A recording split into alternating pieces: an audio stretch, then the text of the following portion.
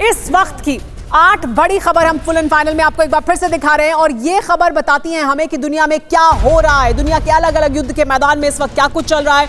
तो एक तरफ राफा क्रॉसिंग पर क्या कुछ हो रहा है, गाजा में क्या हो रहा है, इजरायली डिफेंस फोर्स और उनके बीच वो हम आपको बता रहे हैं। तो दूसरी तरफ रूस यूक्रेन युद्ध में क्या हो रहा है और उससे पश्चिम को क्या चेतावनी है, वो भी इन 8 बड़ी खबरों में दुनिया के सामने।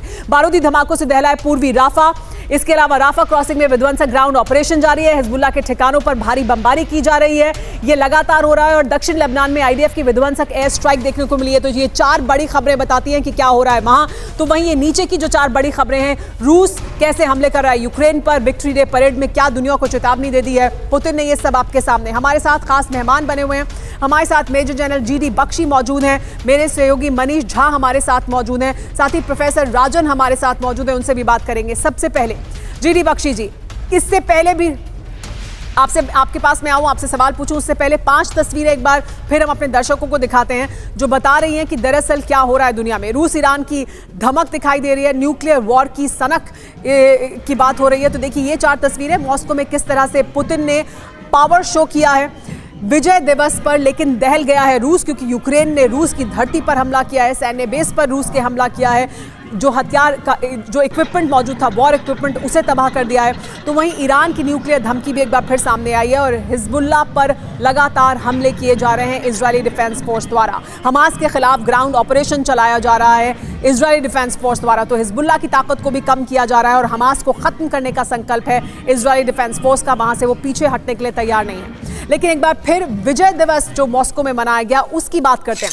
विजय दिवस पर मॉस्को में पुतिन ने अपना पावर शो किया है। पुतिन का पश्चिम के देशों को एक बार फिर चेतावनी सामने आई, पश्चिम के देशों को पुतिन ने न्यूक्लियर धमकी दी है। विजय दिवस पर दिखा रूसी न्यूक्लियर वेपन का दम भी, तो अपने न्यूक्लियर हथियारों का दम भी दिखाया है रूस ने।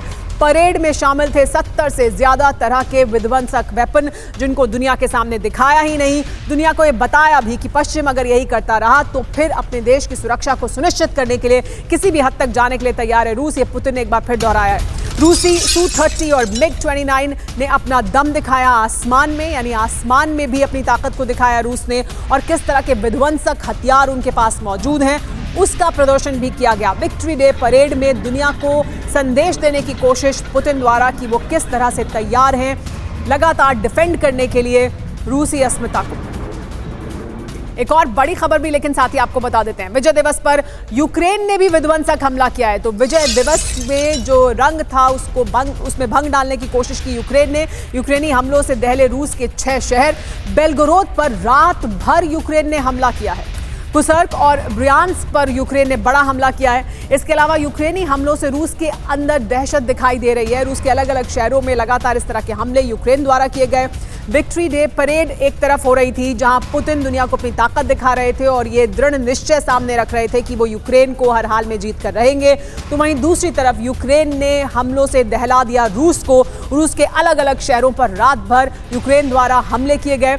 विजय दिवस पर रंग में भंग डालने की कोशिश की यूक्रेन ने, यह संदेश देने की कोशिश की कि वो किसी भी सूरत में पीछे हटने के लिए तैयार नहीं है। तो 2 तस्वीरें, एक तरफ विक्ट्री डे परेड, तो वहीं दूसरी तरफ यूक्रेन के हमले रूसी शहरों पर।